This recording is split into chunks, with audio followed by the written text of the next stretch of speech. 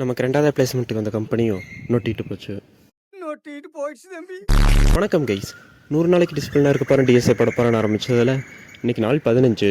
Already 2 நாள் காலேஜுக்கு மட்டும் போட்டதுனால சரி இன்றைக்காச்சும் போவான்ட்டு காலையில் 6 மணிக்கு எழுந்திரிச்சிட்டேன். அதே மாதிரி வழக்கம் போல் எழுந்திரிச்சு டீயை போட்டு அது இல்லாமல் நம்ம 3 நாளைக்கு முன்னாடி பண்ணியிருக்க வேண்டிய லெக் டேவை இன்றைக்கி போட்டு முடிச்சுட்டேன். இறங்கிட்டு அதுக்கப்புறம் குளிச்சுட்டு சாப்பிட்டுட்டு காலேஜுக்கு கிளம்பிட்டேன். சரி காலேஜுக்கு போகலான்னு கிளாஸ் ரூமுக்கு போனால் இங்கே தான் ஒரு சர்ப்ரைஸ் கொடுக்குறாங்க. தம்பி இன்றைக்கி ஒரு கம்பெனி பிளேஸ்மெண்ட்டுக்கு வருது, அதில் போய் ஷார்ட் லிஸ்ட்டாக இருக்கு போனேன். நான் அதுக்கு ப்ரிப்பேர் பண்ணல, அதுக்கேற்ற மாதிரி ட்ரெஸ்ஸும் பண்ணல, ஒன்றுமே பண்ணல. சரி என்ன பண்ணுறது சொல்லிட்டாங்களே போவோன்ட்டு போனேன். அதுக்கப்புறம் எல்லா கம்பெனி மாதிரியே உங்களும் டெஸ்ட்டு வச்சாங்க.